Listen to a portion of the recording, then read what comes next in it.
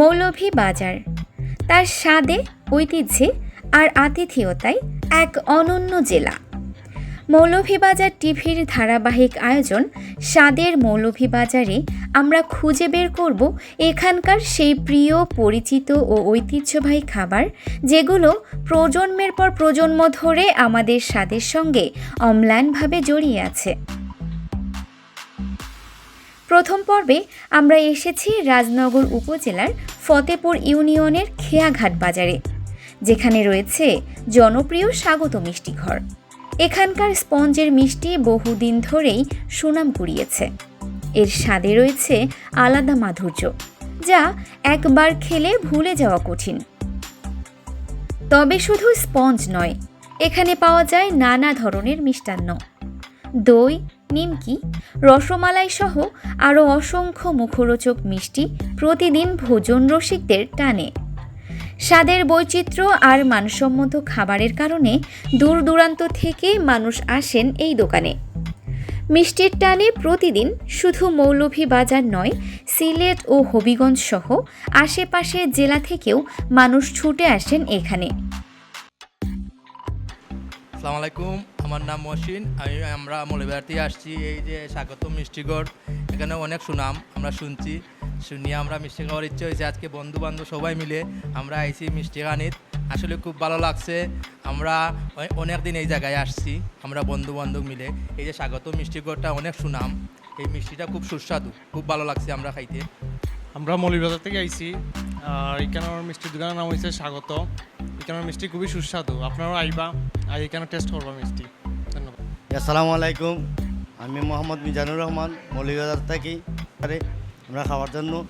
আর আমরা আরও আইছি, আইয়া বন্ধু বান্ধব লইয়া আরও খাইছি। আজকেও আমরা আইছি, আইয়া মিষ্টি খাইছি, খুব ভালো লাগে এখানের মিষ্টি। আমার নাম প্রতাপ দাস। এই মিষ্টি খাই আমার এসে ভালো লাগে, ওই কারণে আমার মানাইতেও ভালো লাগে। কাজ করতে আমার ভালো লাগে, আমি কাজ করি। এই কাজ শিখছি আমার বাবারটাই তো লিখছি। যতটুকু চলে অতটুকু আমরা নগদ বানাই। আমরা গরম সবসময় বানাইয়া দিতে চাই মানুষকে।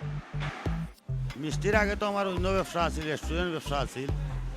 আর মিষ্টি আমার 14-13 সাল থেকে আরম্ভ করছি। নামকরণ আমার ছেলের নামে স্বাগত মিষ্টিঘর আর কি। আমার এক ছেলে, তার নামেই করছি স্বাগত মিষ্টিঘর।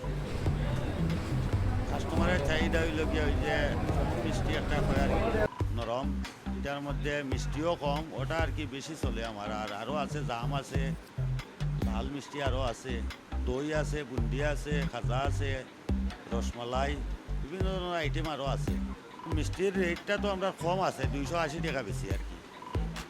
না ওই জায়গায় শুরু বলতে ও একটু পাশাপাশি বাজারের ও সাইডে আছে দোকান, ওখানে একটু জায়গার কম টাকায় আর কি, ওখানে ইয়ে বড় করে করছি। এখানেও আছে আমার দোকান, ওখানেও আর একটা আছে উপরে, এটা চৌমনি হয় এখানে, খাওয়াঘাট বাজার চৌমনি।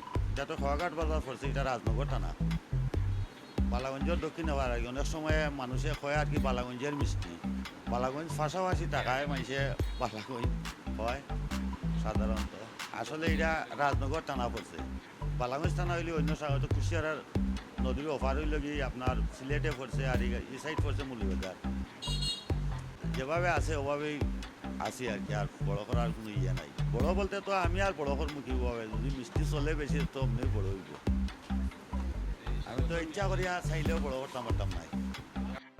আমার এখানে তো বিভিন্ন জায়গাতে এই কাস্টমার আসেন, সিলেটে আসে, আপনার বাটেরা, বরমশাল, কুলাউড়া, প্রায় জায়গা থেকে, নবীগঞ্জ, ফানিউন্দা ও নবীগঞ্জ, অনেক দূর দূরান্ত থেকে আয় কাস্টমার। অনেকজনে কয় আর কি আমি অমুক জায়গা থেকে আসছি, বিভিন্ন জায়গা থেকে। আপনারা মৌলভীবাজার টিভিরে অনেক অনেক ধন্যবাদ। আপনারা প্রায় 22-23 কিলোমিটার দূরে একটা এই আপনার জেলার প্রান্তরে হইতে হইলে, আমরা তো একবারে লাস্ট পড়ছি, নদীর ওপার হইল সিলেট, আর আমরা করে ইয়ে করছি। আপনারা অনেক অনেক ধন্যবাদ আসার জন্য, আবার আসবেন।